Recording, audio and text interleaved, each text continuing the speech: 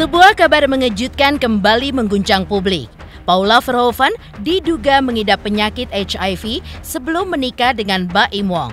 Isu ini pun pertama kali mencuat dari sebuah unggahan di akun fans klub artis yang disebut-sebut memuat isi pertimbangan Majelis Hakim Pengadilan Agama Jakarta Selatan dalam perkara perceraian Baim dan Paula. Tak hanya itu, kabarnya pertimbangan mengejutkan tersebut juga disebut sebagai bukti lain selain dugaan perselingkuhan Paula yang menjadi alasan Baim menggugat cerai sang istri. Derasnya pemberitaan dan spekulasi yang menyudutkan membuat Paula pun seakan jatuh tertimpa tangga. Menanggapi hal ini, Paula pun mengambil langkah hukum dengan mengadukan Majelis Hakim ke Komisi Yudisial demi membersihkan namanya. Lantas, seperti apa sebenarnya isi unggahan yang menyinggung kesehatan pribadi Paula Verhoeven? Apa tanggapan dari kuasa hukum Baim Wong terkait isu tersebut? Dan bagaimana pula kondisi kesehatan mental dan psikis Baim Wong yang sebelumnya sempat dikabarkan mengidap gangguan kejiwaan NPD. Sementara itu, dukungan dari rekan-rekan selebritis terus mengalir untuk Paula yang kini berada dalam sorotan tajam publik. Pemirsa, bersama Intens Investigasi, kami hadirkan kabar terkini, terpercaya, dan teraktual. Tetapi sebelumnya, jangan lupa untuk like, subscribe, dan juga share channel YouTube ini.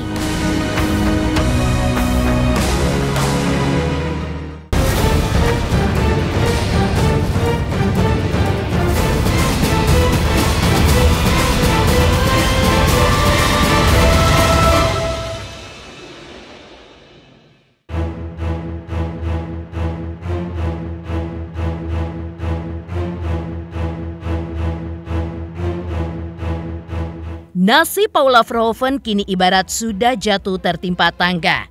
Setelah resmi divonis cerai dari Baim Wong dan dituduh berselingkuh, kini muncul pula isu baru yang tidak kalah mengejutkan. Paula pun diduga mengidap penyakit kritis dan berbahaya. Isu ini pun pertama kali mencuat dari sebuah unggahan akun @nickmind17 yang berjudul Bukti Perceraian Baim dan Paula. Unggahan tersebut diduga menampilkan beberapa poin pertimbangan dari Majelis Hakim Pengadilan Agama Jakarta Selatan yang berkaitan dengan putusan cerai pasangan selebriti ini. Salah satu yang paling mengejutkan dalam unggahan tersebut adalah pernyataan, berdasarkan hasil pemeriksaan kesehatan, pihak termohon diduga dinyatakan positif sebelum menikah dengan Baim Wong. Menimbang bahwa pemohon mengkhawatirkan anak-anak diasuh termohon karena terkait dengan masalah kesehatan termohon. Berdasarkan bukti P86 berupa surat balasan dari Rumah Sakit Keramat 126 yang menyatakan Dr. Profesor Zubairi Juhan tidak dapat menghadiri persidangan karena rahasia rumah sakit dan bahwa ada perjanjian dengan pasien, serta keterangan saksi Tuku Zaki Aswar dan Putri Nur Rizky Mayang binti Joni Jailani mengenai pemeriksaan kesehatan termohon sebelum menikah yang menyatakan termohon dinyatakan positif.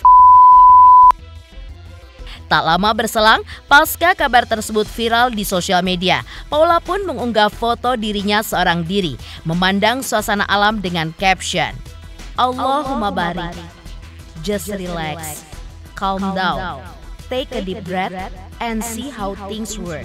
Hashtag cerita Paula Ver, hashtag Paula Verhoeven." Tulis Paula dalam postingannya. Unggahan tersebut dibanjiri dukungan netizen, tidak terkecuali para artis, termasuk Shireen Sungkar. Semangat! Semoga Allah Ta'ala jadikan kehidupanmu lebih baik lagi dan mempermudah semuanya ya. Komentar Shireen Sungkar pada postingan Paula.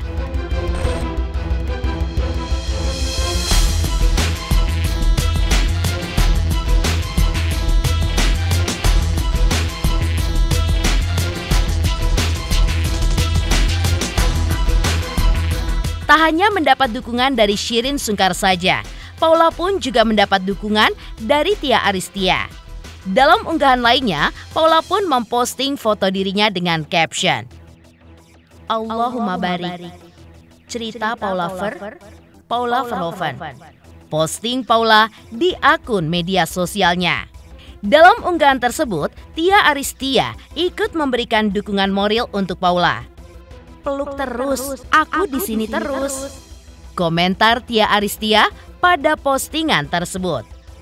Tia Aristia sebelumnya sempat memposting dukungannya untuk Paula melalui media sosialnya. Ia pun turut mempertanyakan bukti perselingkuhan Paula. "Sedihnya, emang ada bukti selingkuh Paula Verhoeven apa sih? Semoga beritanya nggak jadi kemana-mana," tulis Tia Aristia di dalam kolom komentar postingan Paula. Kuasa hukum Baim Wong, Fahmi Bahmid, sebelumnya juga mengungkapkan bahwa salah satu poin dalam gugatan cerai Baim terhadap Paula berkaitan dengan kondisi kesehatan Paula yang disebut mengidap penyakit kritis dan tidak dapat disembuhkan. Namun, saat awak media mencoba mengkonfirmasi jenis penyakit yang dimaksud, Fahmi pun tidak menyebutkannya secara gamblang. Meski begitu, dalam sebuah wawancara melalui Zoom, Fahmi pun sempat memberikan keterangan bahwa penyakit tersebut diduga telah diderita oleh Paula sebelum menikah dengan Baim. Dan ada lagi bukti di dalam persidangan ini yang saya katakan bahwa ada penyakit kritis yang tidak mungkin bisa disembuhkan, dan itu ada di pada halaman-halaman pertimbangan putusan ini. Anda silakan bagaimana pintar-pintarnya wartawan mencari putusan ini. Di sini Anda bisa dapatkan hal yang luar biasa. Ya, Anda bisa dapatkan putusan ini, Anda akan mendapatkan hal yang luar biasa dari persoalan ini. Itu yang saya berikan. Saya hanya menyampaikan intinya, Anda cari putusannya, di dalam putusan itu Anda nanti saya kasih tahu pada halaman berapa, Anda cari sendiri bahwa ada seseorang yang punya penyakit kritis yang tidak mungkin bisa sembuh. Jadi pemohon mengkhawatirkan anak-anak diasuh termohon karena terkait dengan masalah kesehatan. Termohon berdasarkan bukti P86 berupa surat balasan dari rumah sakit, tidak perlu saya sebutkan, yang menyatakan tidak dapat menghadiri persidangan seterusnya, dan juga serta keterangan saksi TZA dan PNRM itu termohon, pemeriksaan kesehatan termohon sebelum menikah dinyatakan mempunyai penyakit. Nah, itu yang tidak perlu saya jelaskan, tapi ini saya hanya membaca pertimbangan majelis hakim dalam perkara tersebut. Ya, saya hanya bisa menyampaikan itu sesuai dengan fakta-fakta persidangan dan kesimpulan dari pertimbangan majelis hakim bahwa itu terkait dengan kesehatan jasmani. Nanti kalau ketemu Baim tanyakan, itu sebuah bukti ya. Jadi itu bukti yang disampaikan dan itu adalah jawaban yang selama ini simpang siur, dan itu sudah disampaikan secara tegas. Dia menyampaikan, kalau tidak salah ada juga sama saya buktinya dan sudah saya ada di tangan saya. Jadi nanti kalau Baim Wong, insya Allah 1-2 hari saya pasti akan ketemu. Apa yang dimaksud dia dengan pernyataannya atau berita dia bahwa dia bebas dari penyakit, beberapa penyakit tersebut. Apakah ini ada kaitannya dengan termohon, itu biar Muhammad Ibrahim yang akan menjawab nantinya. Di sisi lain, Asha Sarah turut mengungkapkan bahwa saat ia dan Paula terlibat dalam sebuah proyek syuting bersama, Paula pun sempat mencurahkan isi hatinya. Ia pun bercerita mengenai perubahan sikap anak-anaknya yang belakangan ini pun terasa berbeda terhadap dirinya. Asha pun mengaku bahwa mereka saling berbagi cerita tentang anak karena Asha sendiri pernah berada di situasi serupa. Ia pun mengungkapkan sangat memahami apa yang tengah dirasakan Paula dan terus memberikan dukungan moral agar Paula pun bisa tetap kuat dan juga tegar untuk menghadapi cobaan ini. Kalau misalnya sampai aku dengar tuduhan yang sampai kayak penyakit kayak gitu, jangan dulu. Kita nggak boleh, nggak baik. Gak usah ngomongin agama dulu. Kita sebagai manusia aja nggak boleh. Jadi menurut aku itu kalau terlalu berlebihan. Aku juga sebagai perempuan sangat-sangat sedih, sangat prihatin sama Paula, apalagi sebulan kemarin aku sempat syuting sama dia kayak dari hati. Aku tahu berat banget untuk dia bisa sama anak-anaknya karena aku juga masih sakit. Jadi tolong lah kalian hargain yang kita minta, tolong takut lah nanti kita di bumi ini kan nggak lama gitu. Jangan batasi orang itu udah terburuk, jangan ada tambah-tambah di sini, nggak apa ya, tidak membawa kebaikan akan menjadi kayak gitu loh. Memberitain kayak gitu orang tuh nggak akan bawa kebaikan untuk kita gitu. Ya kita sharing buat anak gitu, maksudnya kenapa banyak ciri-cirinya kan, kayak kenapa nih anak jadi berubah, kayak tantrum kayak gitu. Kita sharing karena kan aku udah lebih dulu ngalamin itu kan. Mungkin udah aku bilang, aku udah 2 tahun setengah lebih gitu ya, masuk 3 tahun gitu. Jadi ya memang berat buat kita. Jadi aku tahu banget sih rasanya jadi Paula saat ini. Gak bisa ajak ngomong, maksudnya linglung, apalagi dalam proses perceraian yang begitu mengagetkan ya keputusannya kan. Jadi nggak gampang situasi ini buat dia.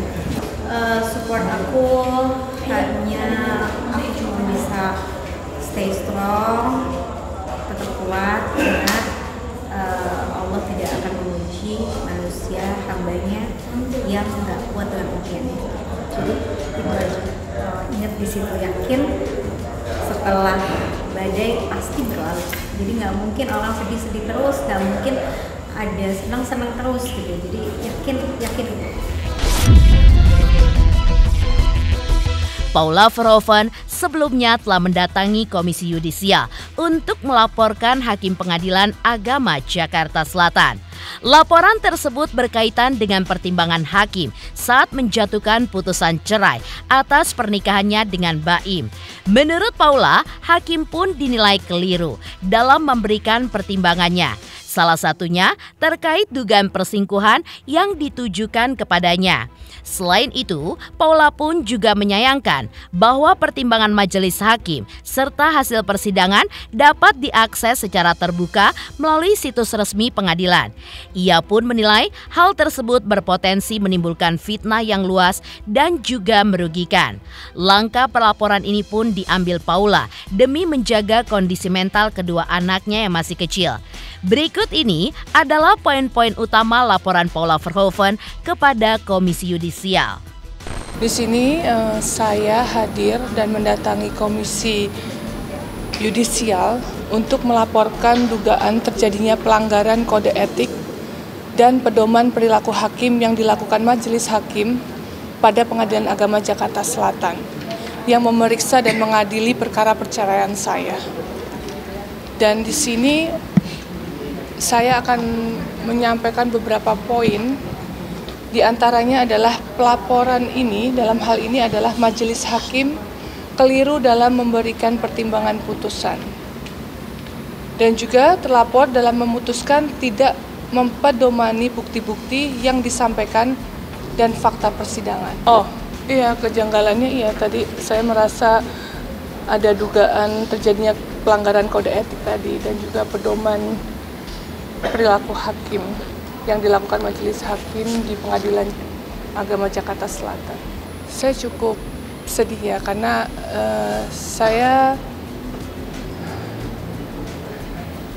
menurut saya ini fitnah ini sudah terlalu jauh ya, udah terlalu jauh, dan di sini saya punya 2 anak laki-laki.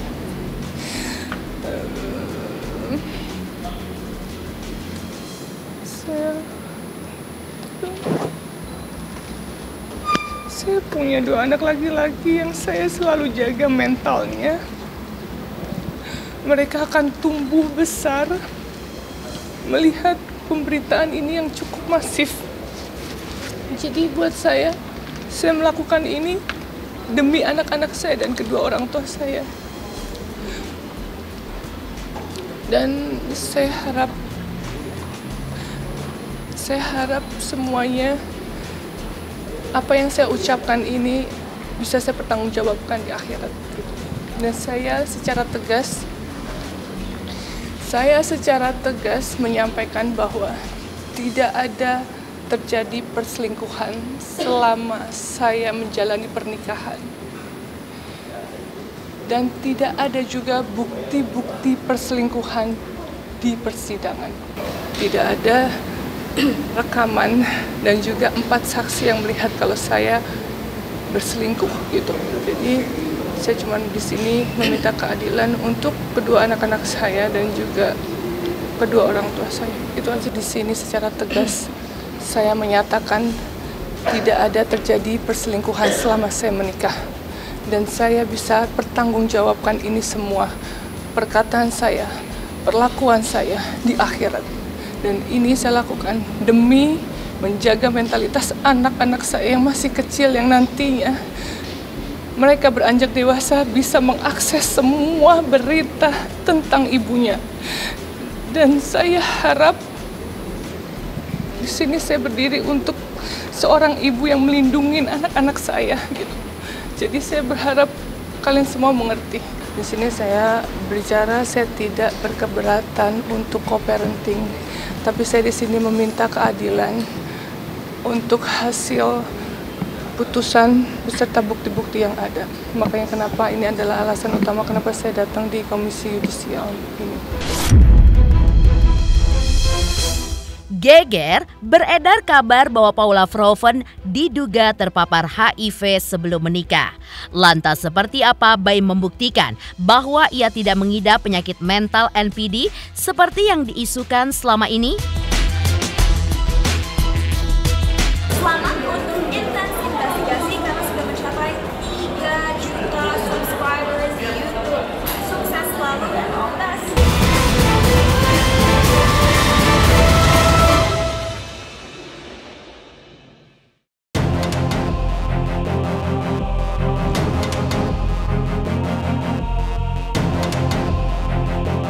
Perahara perceraian rumah tangga Baim Wong dengan Paula Verhoeven masih menjadi perbincangan netizen di jagat maya. Tak hanya Paula yang diterpa kabar miring, Baim pun juga mengalaminya. Netizen pun kerap mencurigai sosok Baim memiliki penyakit mental NPD. Menanggapi rumor tersebut, Baim pun menunjukkan bukti hasil pemeriksaan di Penang, Malaysia, di mana ia pun dinyatakan tidak mengidap gangguan kejiwaan NPD. Bukti itu pun ditunjukkan Baim usai menghadiri sidang putusan pada tanggal 16 April lalu. Dan ketika ditemui secara eksklusif oleh tim intens investigasi di Bandara Internasional Soekarno-Hatta, Baim pun menyebutkan bahwa ia melakukan pemeriksaan dengan dokter spesialis di rumah sakit di Penang, Malaysia. Dan hasilnya, ia pun tidak memiliki penyakit NPD seperti yang sempat dituduhkan oleh netizen dan juga Paula. Langkah Baim melakukan pemeriksaan tersebut lantaran tudingan itu pun sudah mengganggunya. Bahkan, para sahabatnya pun menanyakan kebenarannya. Selain itu, hasil pemeriksaannya itu pun juga menjadi bukti tambahan dalam sidang cerainya dengan Paula. Ini hasilnya. Saya tidak NPD. Berobat apa ya? Saya di Penang ini medical check up aja, medical check up semuanya. Belakangan kan ada lah ya kata-kata yang ya bukan menyudutkan juga ya, yang bilang narasi kalau ada penyakit mental. Saya mau itu menyudutnya ke NPD daripada saya cuit-cuitan kayak di mana medsos, sama juga klarifikasi dengan enggak dan iya. Aduh, saya juga bingung sih, ada terus drama-drama ini. Seharusnya kita tenang aja ya. Ya solusi yang paling pakem setelah saya disudutkan ya, apalagi kecuali saya tes dan semuanya saya tes. Boleh lah, nggak boleh lah. Nggak bolehnya itu lebih ke orang itu kalau udah punya penyakit, bilangnya itu dia ada yang, kalau saya bilangnya luka ya, luka yang kadang kalau terlalu berat harus disembunyikan. Yang bisa dukung itu adalah keluarga, teman dekat, pasangan. Kalau bisa sembunyiin, nggak orang-orang tahu. Bahkan keluarganya pun kalau perlu tidak tahu, kita nggak kasih tahu. Itu yang namanya seharusnya kita jaga. Tak hanya soal perceraian, Baim Wong juga mengungkapkan kebingungannya saat dirinya disebut-sebut mengidap gangguan mental NPD. Padahal, salah satu ciri utama pengidap NPD adalah kurangnya empati terhadap orang di sekitarnya. Menurut Baim, tudingan tersebut sangat bertolak belakang dengan kepribadiannya yang justru dikenal mudah berempati dan juga peduli terhadap sesama. Bahkan beberapa sahabat dekat Baim yang mengenalnya secara pribadi juga merasa heran dengan tuduhan tersebut. Selain itu, Baim juga menanggapi isu yang menyebutkan bahwa ia telah menjauhkan anak-anaknya dari Paula. Tuduhan ini pun menjadi sorotan karena dinilai tidak sesuai dengan kondisi yang sebenarnya. Cuman kalau sampai malah di blow up, saya juga bingung. Itu yang namanya empati kali ya.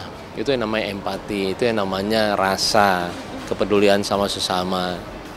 Saya sampai bingung gitu loh, kok saya diginiin ya, saya bilang.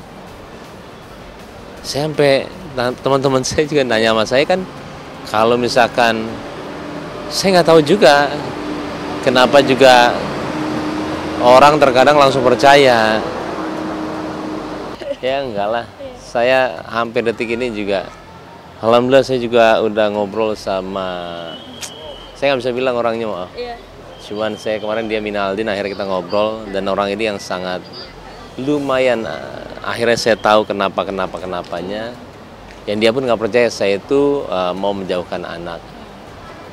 Saya bilang sama dia dari awal sampai sekarang, saya mana pernah ngelarang dia untuk ketemu dan dia untuk tidur. Iya emang bener, makanya saya itu begitu gara-gara saya tahu Ibu. Dari pengakuan Baim Wong yang membuktikan bahwa ia tidak mengidap penyakit mental NPD. Lantas seperti apa tanggapan Baim ketika diwajibkan untuk memberikan nafkah mut'ah senilai 1 miliar rupiah kepada Paula?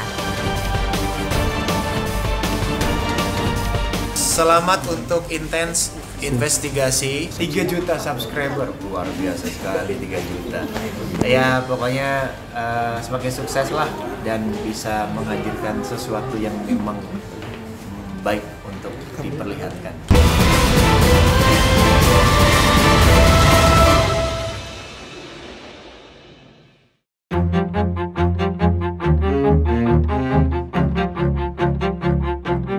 Perceraian Baim Wong dan Paula Verhoeven memang menjadi perhatian publik. Humas Pengadilan Negeri Jakarta Selatan pun mengungkapkan bahwa pihak Paula mengajukan permintaan nafkah mut'ah sebesar 3 miliar rupiah kepada Baim. Namun, berdasarkan pertimbangan majelis hakim, permintaan tersebut tidak dikabulkan secara penuh. Hakim pun memutuskan bahwa Baim hanya perlu membayar nafkah mut'ah sebesar 1 miliar rupiah karena dalam persidangan terbukti Paula pun terbukti berselingkuh. Akibat perbuatannya tersebut, Paula pun dinyatakan sebagai istri yang nusyus atau durhaka. Sementara itu, permintaan nafkah Ida sebesar 200 juta per bulan selama 3 bulan, serta kompensasi nafkah Madia senilai 800 juta rupiah, seluruhnya pun ditolak oleh majelis hakim. Dia menuntut mut'ah sebagai istri yang akan diceraikan adalah berupa uang sejumlah 3 miliar. Ya, kemudian menuntut nafkah selama idah. Jadi kan ada masa idah 3 bulan, dia menuntut nafkah idahnya 200 juta sebulan, berarti totalnya 600 juta ya.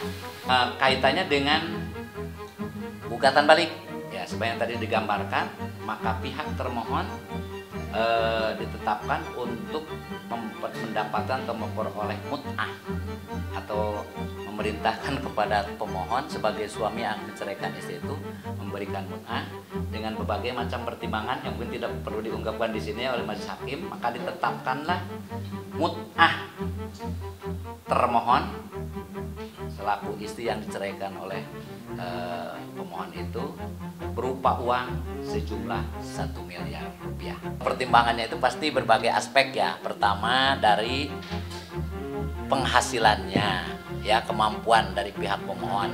Tapi yang paling menentukan sekali adalah bahwa nilai atau juga jumlah mut'ah itu ya pertama dipertimbangkan dasar kemampuan dan kepatutan. Kemampuan dari pihak pemohon dan juga kepatutan, patut enggak, wajar enggak gitu ya. Ya itu ada pertimbangan seperti setiap bulan pemohon memberikan nafkah kepada termohon ya berapa, jadi pertimbangan gitu ya. Termasuk penghasilan dia dari bukti-bukti dan saksi-saksi yang disampaikan itu kan dari penghasilan perusahaannya berapa kan seperti itu. Jadi ada, makanya itu kalau kita jelaskan itu pasti banyak faktornya. Dibayar langsung 1 miliar dan dibayarkannya sebelum pengucapan ikrar talak, itu ada ketentuannya. Ya nanti kalau ini putusan sudah berkekuatan hukum tetap, para pihak menerima gitu ya, sudah menerima, nanti ada namanya sidang pengucapan ikrar talak. Nah itu yang harus dipenuhi oleh pihak pemohon. Terkait permintaan pihak Paula soal nafkah yang tidak sepenuhnya dikabulkan oleh majelis hakim, hal ini pun juga diungkapkan oleh kuasa hukum Baim Wong, bahwa pihak Paula mengajukan permohonan beberapa jenis nafkah, diantaranya nafkah madya, nafkah mut'ah, nafkah idah, dan juga untuk nafkah anak. Namun, hanya nafkah mut'ah yang dikabulkan oleh majelis hakim. Terkait nafkah mut'ah dari 3 miliar rupiah yang diminta oleh pihak Paula dan hanya dikabulkan oleh majelis hakim sebesar 1 miliar rupiah. Pihak Baim mengaku tidak keberatan dan akan dipenuhinya. Nggak ada persoalan, Baim nggak pusing lah uang-uang seperti itu. Jadi gini, di dalam gugatan kalau Anda baca itu banyak sekali permintaannya. Ada beberapa nafkah ya yang diminta, yang disampaikan itu beberapa nafkah-nafkah, saya tidak perlu sebutkan jumlahnya. Permintaannya itu salah satunya yang pertama itu ya, itu kedua anak ya, menetapkan hak asuh anak kepada termohon. Artinya dua anak itu harus ada kepada termohon ya. Yang kedua, yang ketiga terus menghukum untuk memberikan nafkah madya, nafkah mut'ah, nafkah iddah, dan juga ada untuk biaya-biaya nafkah anak. Itu semua disampaikan dan itu tidak dikabulkan oleh majelis hakim karena ada pertimbangan nuyus tersebut. Tapi terkait dengan nafkah iddah, seingat saya itu ada pertimbangan hakim bahwa itu adalah sebuah yang harus diberikan oleh mantan suami. Nah, itu ada pertimbangan, seingat saya nilainya itu sebetulnya terserah daripada pemohon ya. Dalam perkara ini pemohon itu hanya adalah Baim Wong. Nah kalau Baim merasa tidak keberatan dengan angka tersebut, ini nggak ada masalah. Tapi kalau misalnya nanti dia keberatan, itu bisa disampaikan dengan proses hukum. Ya itu namanya upaya hukum banding. Tapi pihak termohon itu banyak sekali permintaannya di sini. Setiap bulan sekian ya kan, ada 20 juta biaya kesehatan dan seterusnya ada di dalam putusan ini. Jadi itu semuanya tidak dikabulkan oleh majelis hakim karena ada aturannya manakala nuyus itu memang tidak bisa mendapatkan hak. Karena seorang istri yang nuyus itu tidak mungkin bisa mendapatkan hak tersebut. Dan itu sudah dipertimbangkan secara benar oleh majelis hakim karena kami mengajukan bukti.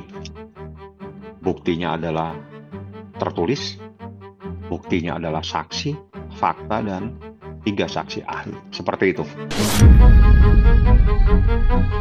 Pemirsa Intens Investigasi, jangan lupa saksikan terus Intens Investigasi. Dan pastikan jangan lupa untuk like, subscribe, share, dan komen. Tim redaksi Intens Investigasi juga mengucapkan banyak terima kasih kepada semua subscribers hingga kanal Intens Investigasi kini sudah mencapai 3 juta subscribers.